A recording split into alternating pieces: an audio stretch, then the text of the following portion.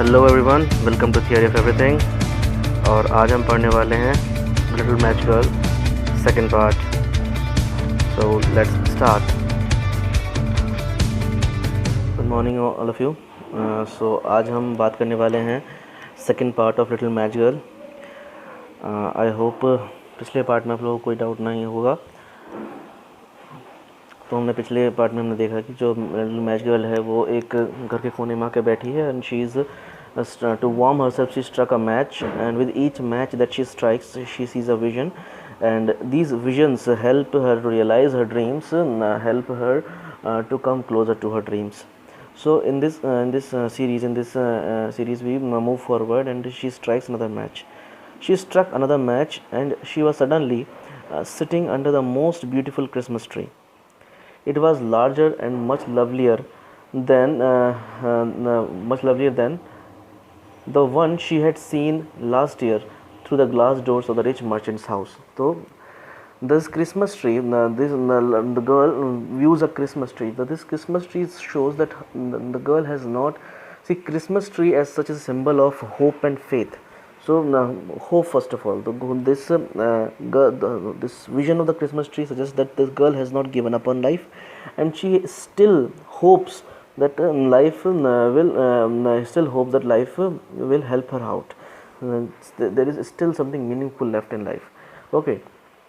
Second of all, if you see that this that writer presents a commentary of how unfulfilling her real life was, and how because of her dissatisfaction in the real life she is seeing these visions.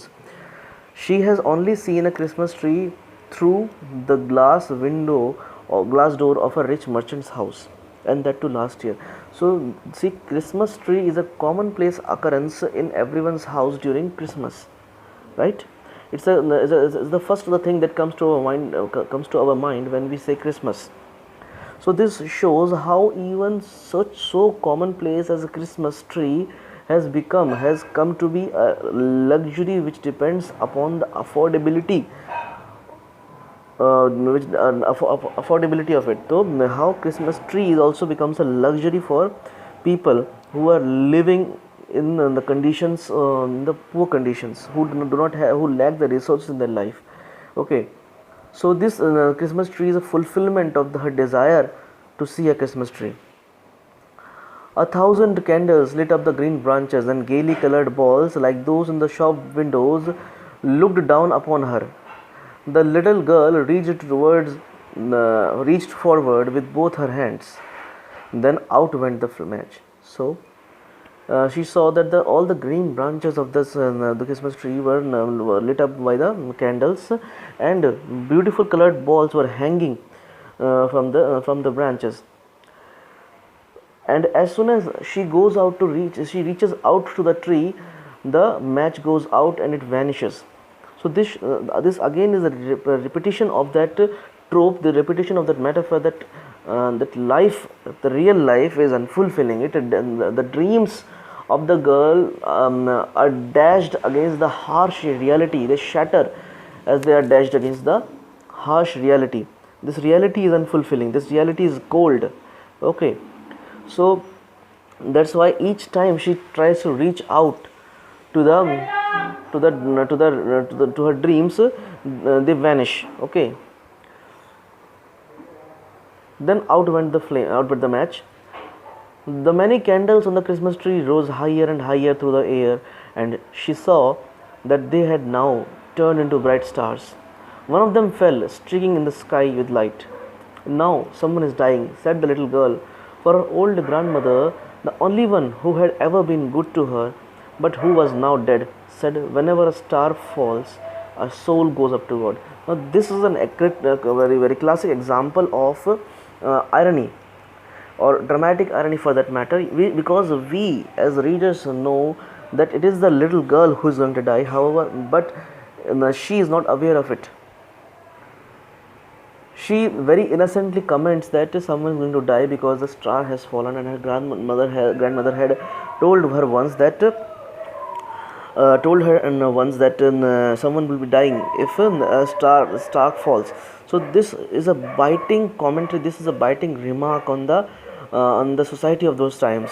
Okay, that they were even not even bothered to help this little girl who is on the verge of death, who's on the threshold of death, and they're not even bothered to help her on a New Year's Eve. She struck another match on the wall. Once more there was light, and in the glow stood her old grandmother. Oh, so bright and shining, and looking so gentle, kind, and loving.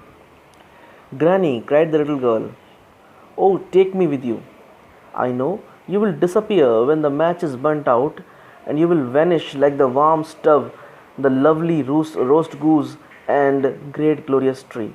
So, in the final, when she strikes the fourth match, she envisions her grandmother, and she is aware of the fact that as soon as this match will go out, as soon as this match will go out, as soon as this match will,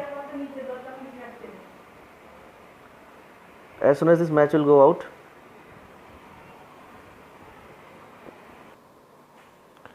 then she quickly struck all the rest of the matches she had in the packet, for she did not for she did so want to keep her grandmother with her.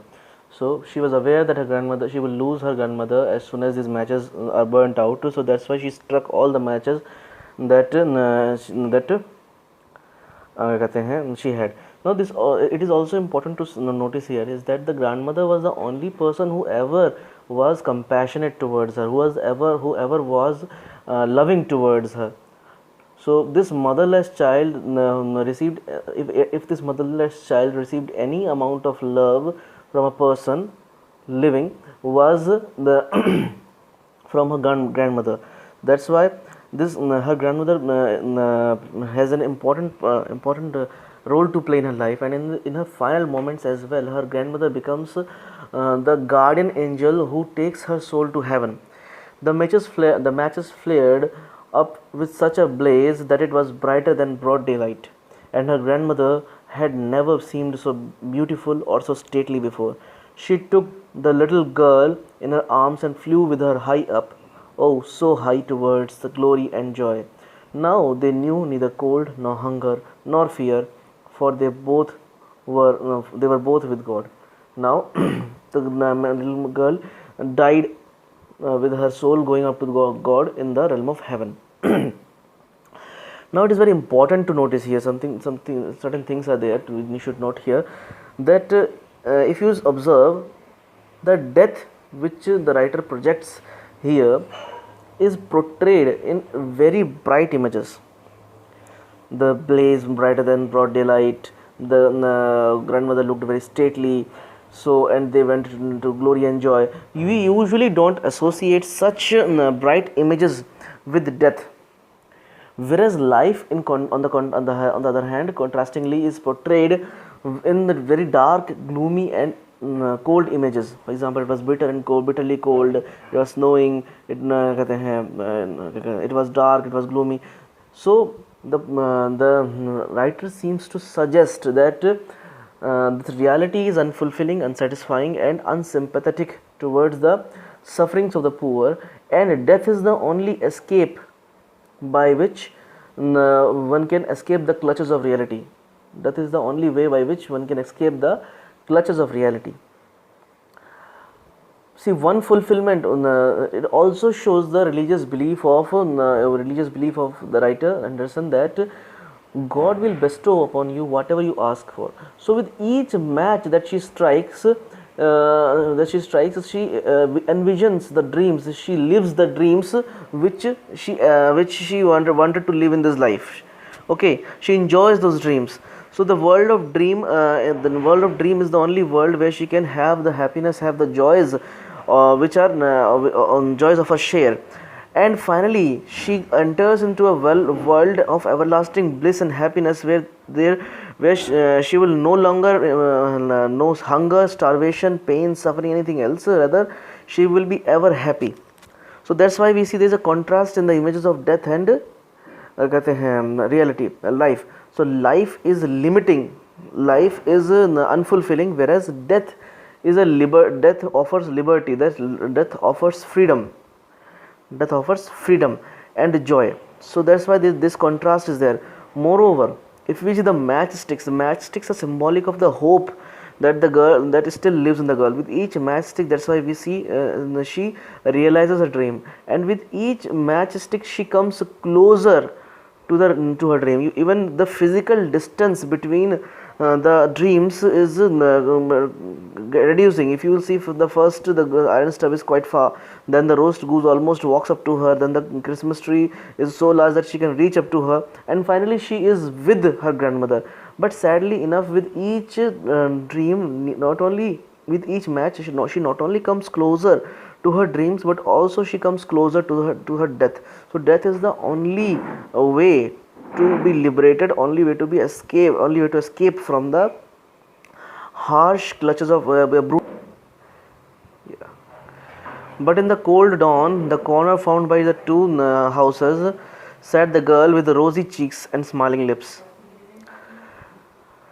Dead, frozen to death on the last evening of the old year. This line is very important. It was even asked in previous year boards. It was asked. See, the way the dead body is projected, the dead body of the girl is discovered in the next morning. But her the cheeks are said to be rosy and her lips seem to be smiling. So this is what does this show? This was the question. So we can see that this is a very unusual portrayal of a dead body, right? Usually dead bodies are not portrayed in this way. Usually they are pale, cold. So this is a very unusual use of imagery. So what the author seems to suggest here is that this death is not a punishment, rather it's a reward, and the girl now has a better afterlife. She is now in a world where she no longer is in need of food, or is no longer knows any starvation, she no longer knows any pain, rather she is in a realm of eternal joy and happiness. Moreover, this phrase, the last evening of the old year, is very important. You see, there is a trope that is running, there is a metaphor that is running throughout the story. We find that the girl is sitting in the corner of the two houses at the last day of the year. So the year is coming to an end. So there is a parallel between the year coming to an end and the life of the girl coming to an end. Just as the year is coming to an end, the life of the girl is also coming to an end. But just as the end of the year does not mean actually the end, rather it means a new beginning, the beginning of a new year. Similarly, for the girl, this death does not mean an end itself, rather it's a new beginning, it's the beginning of a new life for her. Okay. The dawn of the new year rose on the huddled figure of the girl. She was holding the matches, half a packet had been burnt.